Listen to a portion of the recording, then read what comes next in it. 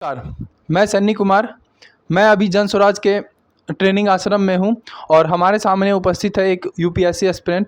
हम इनसे जानना चाहेंगे कि ये यहाँ पे क्यों जुड़े हैं। ठीक है, हमारे दर्शकों को आप अपना परिचय दीजिए। धन्यवाद सनी जी। मैं नालंदा डिस्ट्रिक्ट से हूँ। मेरा नाम प्रकाश चंद्र है और मैं जन स्वराज के विचारों से प्रभावित होकर यहाँ पर आया हूँ। मैं बहुत दिनों से इनका वीडियो, पदयात्रा की वीडियो बहुत सारा देख रहा था, तो हमको लगा कि अब जुड़ना चाहिए, क्योंकि बिहार बदलाव बहुत ज़रूरी है। क्योंकि जो भ्रष्टाचार है, जिस तरह की समस्याएँ हैं, पलायन का समस्या है, बेरोजगारी का समस्या है, इस सब को दूर करने के लिए प्रशांत किशोर के इस अभियान में हमने बदलाव यात्रा में जुड़ने का फैसला लिया है। और जो 20 मई से स्टार्ट हो रहा है, उससे हम हालांकि पहले से जुड़े हुए हैं, काज कर रहे हैं, लेकिन इस बदलाव यात्रा में ज़्यादा से ज़्यादा लोगों को कहना चाहते हैं कि जुड़िए और बिहार बदलाव में अपना भागीदारी निभाइए। बिहार में तो बहुत सारे पार्टी एक्टिव हैं। बीजेपी हो गई, आरजेडी हो गई, जेडीयू हो गई, फिर आपने जन स्वराज को ही क्यों चुना? क्योंकि सारी पार्टियों को हमने देख लिया है। जदयू को देखा, आरजेडी को देखा, बीजेपी को देखा।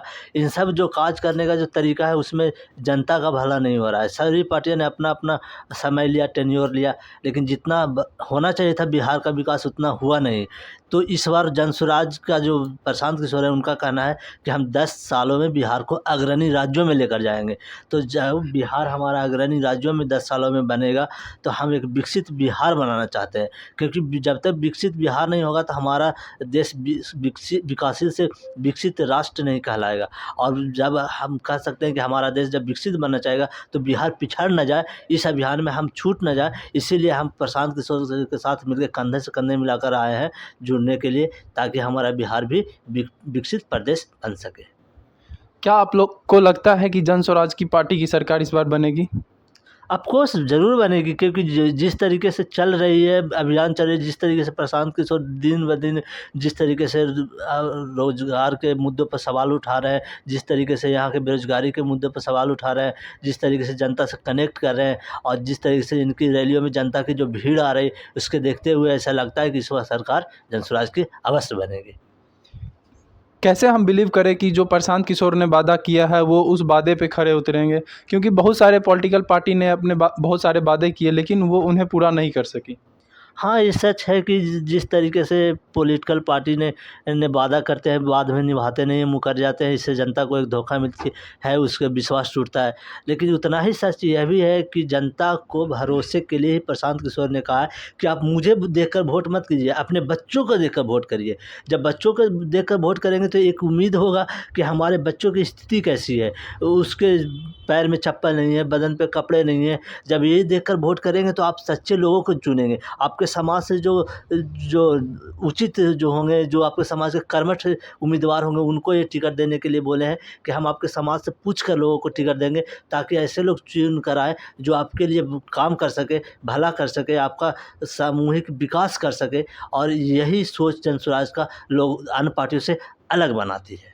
क्या आपको नीतीश कुमार का विकास अच्छा नहीं लगता है? क्या सुशासन बाबू ने जो विकास कार्य किए हैं, या फिर जो बिहार की व्यवस्था में परिवर्तन हुआ है, वो आपको अच्छा नहीं लगता है? नहीं, मैं ये नहीं कह रहा हूँ कि नीतीश कुमार ने विकास नहीं किया, लेकिन जो विकास की रफ्तार है, वो नहीं पकड़ पाए। विकास अगर हमको करने में, अगर बिहार को अगर 10 सालों में हम पिछड़ा ही के रूप में देखते रहे। आप देख लीजिए, नीति आयोग का जो डाटा है, उसमें बिहार सबसे पिछड़ा राज्य में है। हर डाटा, हर पैमाने पर बिहार पिछड़ा है। तो आप कैसा विकास कर रहे हैं? विकास का पैमाना इतना धीमा है कि उसके चलते यहाँ के बच्चे बेरोजगारी के दंश को झेलने के लिए मजबूर है, यहाँ से पलायन होने के लिए मजबूर है लोग। तो ऐसा विकास से बेहतर है कि हमको उस विकास की तरफ जाना चाहिए जो विकास का रफ्तार दे सके। और इसके लिए जन स्वराज आज के दौर में सबसे उपयोगी पार्टी बनकर उभरी है। प्रशांत किशोर ने कहा है कि हम 10 सालों में ही बिहार को विकसित राज्य बना के छोड़ेंगे। तो जब विकसित राज्य हमारा 10 सालों में बनेगा, तो हम नीतीश कुमार के जो विकास का जो धीरे धीरे पैमाना है, उससे धीरे धीरे जो विकास कर रहे हैं, उससे हमें आगे बढ़ने की ज़रूरत है, उससे आगे सोचने की ज़रूरत है। नीतीश कुमार तो कहते हैं कि पर जीडीपी ग्रोथ में जो है बिहार सबसे ऊपर है। 11% के आसपास जीडीपी ग्रोथ हो रही है बिहार की। तो आप इसको किस नज़र से देखते हैं? देखिए, जीडीपी ग्रोथ, जो ग्रॉस डेवलपमेंट जो है हमारा, जीडीपी ग्रोथ जो है वो उस पर डाटा को आप हेर फेर होता है, वो कोई एक्चुअल डाटा नहीं होता है। आप उसको ये नहीं कह सकते हैं कि जो हमारा जीडीपी है इतना, जनता को जीडीपी समझ में नहीं आती है। हमारी जनता भोली भाली है, उसको जीडीपी दिखाने के बजाय उसको आप इंफ्रास्ट्रक्चर दिखाइए कि स्कूलों का इंफ्रास्ट्रक्चर कैसा है, आप उसको ये दिखाइए हमारी सड़कें का इंफ्रास्ट्रक्चर कैसा है, जिस तरीके का व्यवस्था चाहिए वो व्यवस्था है या नहीं, भ्रष्टाचार जिस तरीके से अफसरशाही है उस तरीके का जो देखने में मिलता है कि हर जगह चले जाइए तो भ्रष्टाचार है, अफसरशाही का बोलबाला है, इसको दूर करने की आवश्यकता है, न कि हम जीडीपी में फंसे रहेंगे। जीडीपी कितनों को समझ में आती है? बिहार की भोली भाली जनता है, यहाँ की शिक्षा दर 60% से 61% है, उसको समझ में भी नहीं आती है कि जीडीपी क्या है। उसको हम जीडीपी के नाम पर बेवकूफ़ कब तक बनाते रहेंगे? जीडीपी समस्या का हल नहीं है, एक्चुअल विकास समस्या का हल है। जो प्रशांत किशोर ने कहा है कि हम एक्चुअल विकास करेंगे और ऐसा विकास करेंगे कि हम अगले 10 वर्षों में बिहार को अग्रणी प्रदेश में शामिल करा देंगे। बिहार के जो है बहुत सारे नेता जो है जन स्वराज पार्टी को बीजेपी का बी टीम कहते हैं, इसके बारे में आपकी क्या राय है? देखिए, सबका अपना अपना विचार है कहने का। हम ये बताइए कि क्या जन स्वराज बीजेपी के खिलाफ नहीं लड़ रही है? बीजेपी के खिलाफ भी लड़ रही है। तो जब बीजेपी के खिलाफ भी लड़ रही तो बी टीम कैसे हुई भाई? आरजेडी के खिलाफ लड़ रही तो आरजेडी का कोई भी कह सकता है कि जदयू का बी टीम हो गया, जदयू के खिलाफ भी लड़ रही। ये तो सारे पार्टियों के खिलाफ जब चुनाव अपने कैंडिडेट उतार ही रहे तो बी टीम कैसे हुआ? ये तो राजनीतिक प्रोपेगेंडा है जो फैलाया जाता है ताकि लोगों को ये बताया जाए कि वोट कैसे इनको देने से रोका जाए। लेकिन कुछ लोग तो कहते हैं कि वोट कटवा है। तो हम ये बताना चाहते हैं कि जो उपचुनाव हुए 4, जो हमारे प्रदेश में जो 4 उपचुनाव हुए उसमें 10% वोट लाया, तो वोट कटवा कैसे? एक जगह पर तो दूसरे स्थान पर भी रहे है हमारी पार्टी, तो आप कैसे कह सकते हैं कि वोट कटवा है या बी टीम है?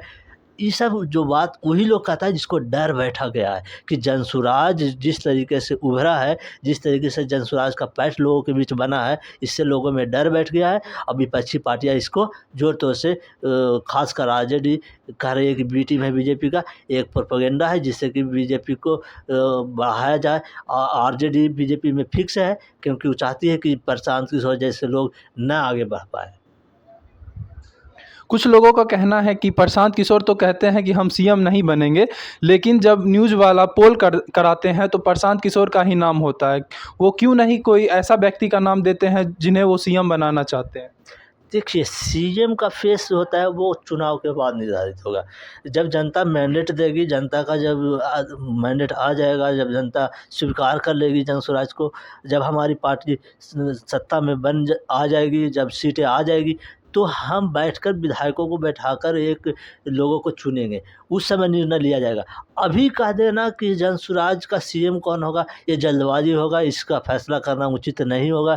क्योंकि अभी जनता के बीच में हमारा जो फेस है वो जनसुराज का वो है प्रशांत किशोर। प्रशांत किशोर के चेहरे पर लड़ेंगे हम लोग, प्रशांत किशोर के नेतृत्व में लड़ेंगे। हम आपको ये भी बताते हैं कि आने वाले जब हमारी सत्ता बनेगी, हमारी सरकार बनेगी, तो प्रशांत किशोर उसके मुखिया होंगे। क्या आपको लगता है प्रशांत किशोर ने जितने वादे किए हैं वो पूरा हो पाएगा? क्योंकि बहुत सारे नेता बिहार में आए, बहुत योग्य भी थे, जैसे नीतीश कुमार थे, आईआईटी किए हुए थे, उन्होंने भी जो है बहुत हद तक जो है विकास कार्य करना स्टार्ट किया। उन्हें सुशासन बाबू के नाम से जाना जाता है, लेकिन फिर भी वो जो है किसी न किसी तरह से बिहार के विकास में असफल रहे हैं। लेकिन प्रशांत किशोर एक उभरता हुआ चेहरा है जन स्वराज पार्टी। क्या आपको नहीं लगता है कि जो प्रशांत किशोर वादा कर रहे हैं वो पूरा कर पाएंगे? देखिए, वादा की बात रहा कि कौन वादा करेगा नहीं करेगा, एक मौका तो देकर देखना पड़ेगा। आपको मैं बताता हूँ, 14 के चुनाव में मोदी जी क्या नारा लगाते थे कि 60 महीना दे दो, 60 महीना मिला। अब नारा लगा रहे हैं कि मुझे 60 साल शासन करना है। ऐसी बात तो प्रशांत किशोर नहीं कह रहे हैं। प्रशांत किशोर कब कह रहे हैं कि हमको ये 60 महीना दे दो या 60 बरस दे दो? ये तो कह रहे हैं कि अपने बच्चों के लिए वोट करो, अपने बच्चों को देखो कि वो किस हालात में है, अपने लोगों को देखो, युवाओं को देखो कि उसको कैसी शिक्षा, कैसा रोजगार मिल रहा है, इस पर वोट करो। और इस पर वोट करो और भरोसा करो कि जब हम सत्ता में आएंगे तो इन सब चीज़ों में सुधार करेंगे, बेरोजगारी दूर होगी, लोगों के पलायन रुकेगा, महिलाओं को उचित ऋण जो हमारा है 5 जनसुराज आएगा, 5 काम हो जाएगा, उस पर भी पूरी तन्मयता के साथ, पूरी दृढ़ता के साथ काम किया जाएगा। तो जन स्वराज भरोसा दिलाता है कि आप इस पर भरोसा करिए, एक मौका दीजिए और आपको बिहार को अगले 10 वर्षों में बदल के दिखाएँ। प्रशांत किशोर कहते हैं कि बिहार को इन नेताओं ने जो है मज़दूरों की फैक्ट्री बना दी है। फैक्ट्री लगेगी तो गुजरात में लगेगी, लेकिन बिहार में जो है कुछ नहीं होगा। यहाँ के बच्चे जो है रोज़ी रोज़गार के लिए 10,000 रुपये कमाने के लिए जो है परदेश में जाते हैं। उनके साथ बदसलूकी की जाती है, मारपीट की जाती है, बिहारी के नाम पे गाली दिया जाता है। फिर भी जो है वो बाहर कमाने जाते हैं। क्या यहाँ के नेताओं की इतनी योग्यता नहीं है कि वो यहीं पे इंडस्ट्री का डेवलपमेंट करें, इंडस्ट्री को जो है लाया जाए और इस छपरा में, बेगूसराय में, पटना में इंडस्ट्री लगे और बिहार का विकास हो सके। तो मैं आपसे ये पूछना चाहता हूँ कि किस तरह से जो है हम लोग, यानी जब जन स्वराज पार्टी की सरकार बनेगी तो वो इस चीज़ पे काबू कर पाएंगे कि पलायन ना हो, ठीक है, रोज़गार का अवसर बढ़े और बिहारियों के साथ भेदभाव ना हो, शिक्षा का स्तर बढ़े और महिलाओं के लिए क्या है, ये सब चीज़ें हम लोग जानना चाहेंगे। देखिए, बिहार, ये बात सच है कि बिहार में बेरोज़गारी है और पूरे देश में सबसे ज़्यादा बेरोज़गारी दर बिहार में ही है। ये हमारा डाटा नहीं है, ये नीति आयोग का डाटा है जो केंद्र सरकार जारी करती है। लेकिन उतना ही सच है कि बिहार को मज़दूरों की फैक्ट्री किसने बनाया? क्या जन स्वराज ने बनाया? क्या जो प्रशांत किशोर ने बनाया? नहीं, ये तो अब आए हैं। ये तो बिहार जब गाँव-गाँव घूमे, जब देखे कि हमारे गाँव गए, तो देखे कि हमारे युवा शक्ति नज़र नहीं आ रही है। बूढ़ों की प्रदेश बनता बिहार दिख रहा है, युवा पलायन होने को मजबूर है। तो इस पलायन होने को जो दंश जो बिहार झेल रहा है, इसके लिए प्रशांत किशोर जी ने कहा कि जब हमारी सरकार आएगी तो हम युवाओं के लिए विचार करेंगे, उसके लिए रोज़गार लाएंगे, चाहे वो बड़े पैमाने पर रोज़गार हो या छोटे पैमाने पर हो, लेकिन रोज़गार का व्यवस्था किया जाएगा। 10 से 15 हज़ार का रोज़गार दिया जाएगा। महिलाओं को क्या दिया जाएगा जब जन स्वराज पार्टी की सरकार आएगी? देखिए, महिला किसी भी राज्य की, किसी भी देश की आधी आबादी होती है और महिलाओं को सशक्त करना बहुत ज़रूरी है। इसीलिए प्रशांत किशोर ने कहा है कि जो महिलाएं हमारी सत्ता में जब सरकार बनेगी, हमारी व्यवस्था आएगी, तो 4% ब्याज पर ऋण दिया जाएगा महिलाओं को, ताकि महिला सशक्त हो सके। आप देखिए कि जब तक महिला सशक्त नहीं होगी तो बच्चे हैं, यहाँ के छोटे-छोटे बच्चे हैं जिनको पढ़ाने की ज़रूरत होती है, पैसों की ज़रूरत होती है। तो जब महिला सशक्त होगी, आर्थिक रूप से मजबूत होगी, तो अपने बच्चों को सही शिक्षा दे पाएगी। इसके लिए ज़रूरी है कि प्रशांत किशोर ने कहा है कि जब हमारी सरकार आएगी तो सबसे सस्ता सरकारी गारंटी पर सबसे सस्ता ऋण उपलब्ध कराया जाएगा, वो 4% सालाना ब्याज पर होगा। हमारे दर्शक आपसे जानना चाहते हैं, ये 4% जो है, 4% जैसे आप बता रहे हैं कि 4% जो है ऋण दिया जाएगा, इसका क्या मतलब है कि 4% पर ऋण दिया जाएगा? इसका मतलब ये है कि आपको, अगर आप 1 साल के लिए 1 लाख रुपया का ब्याज लेते हैं बैंक से, लोन लेते हैं बैंक से, तो लोन लेंगे तो उस लोन पर केवल 4,000 रुपया ही आपको ब्याज देना पड़ेगा, 4% मतलब। जैसे अभी जीविका में होता क्या है कि पर महीने के हिसाब से 1% के हिसाब से लगता है, तो साल का 12% हुआ, यानी कि 1 लाख में 12,000 देना पड़ता है। लेकिन यहाँ पर प्रशांत किशोर ने कहा है कि हम केवल 4% ही लेंगे, यानी कि 1 लाख में केवल 4,000 ही देने पड़ेंगे। इसमें भी 8,000 रुपये का फ़ायदा हो रहा है। तो जन स्वराज की जब व्यवस्था बनेगी तो केवल 4% ब्याज पर ही महिलाओं को ऋण दिया जाएगा।